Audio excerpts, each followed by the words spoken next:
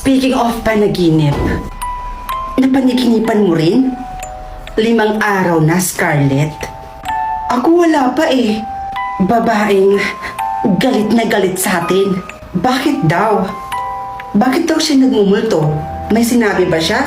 Ang sabi lang niya sa panaginip ko ay tayong 3 daw ang dahilan kung bakit daw siya namatay. Ay isa lang naman yung alam kong nakagawaan natin ng masama eh. Yung nabunggo natin sa Dackham Street. Yung babae na namatay, bakit pa kaya siya nagbumulto? Nakamit naman na yung hustisya. Nakulong na si Kim. Nakulong na yung driver natin nung gabing yun. Hindi kaya dapat mag-sorry tayo sa kanya? O sa pamilya niya? Ginigising ako ni Mama kagabi. Binabangungot daw ako. Pero isa lang yung natatandaan ko nun eh. Pero hindi ko maklara yung mukha. Pero isa lang yung sinasabi niya sa akin. At paulit-ulit niyang sinasabi, humihingi siya sa akin ng katarungan. So ngayon, alam mo na kung ano yung sinasabi namin. This is very alarming. Iisang babae at isa lang yung intensyon. At isang paraan lang ang naiisip kong gawin natin. Puntahan kaya natin siya. Dalawin natin yung puntot niya at mag-sorry tayo sa kanya.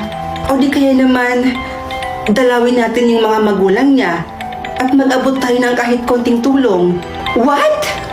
Ano ka ba? Bakit naman natin gagawin yun? Nasa kulungan na nga si Kim, di ba? Siya yung driver natin nung gabing yun.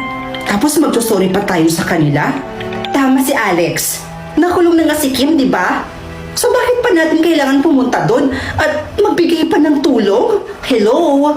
Guys, kung hindi tayo gagawa ng paraan, siguradong habang buhay niya tayong babangungutin.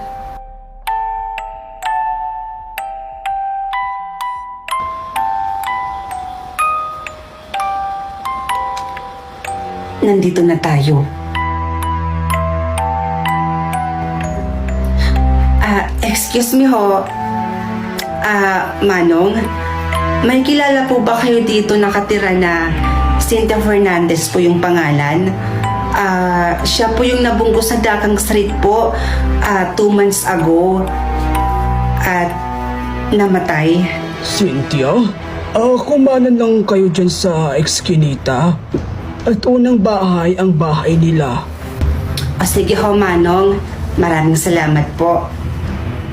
Pero teka, namatay? Anong namatay? Buhay na buhay si Cynthia. Po? Modus lang talaga ng mag-iinang yan ang magpabunggo. May teknik sila para mapalabas na patay at mabayaran sila. Hayop yung babaeng yun ah. Kailangan malaman to ng mga pulis. Pero teka, kung hindi talaga namatay si Cynthia, sino yung babaeng palaging nagmumulto sa atin gabi-gabi? Oo nga no. Sino kaya yung babaeng galit na galit at humihingi ng katarungan? Kung hindi naman pala siya namatay.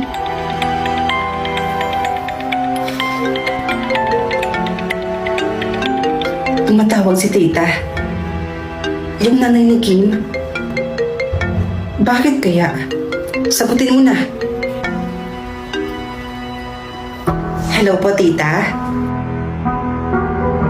O Tita, bakit ho kayo umiiyak? May nangyari po ba?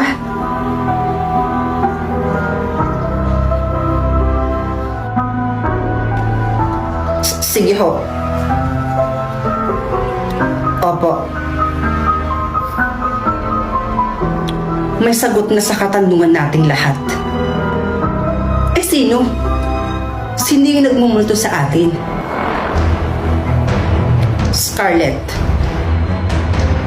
Pagsabi ka nga sa amin ng totoo, may tinatago ka ba sa amin?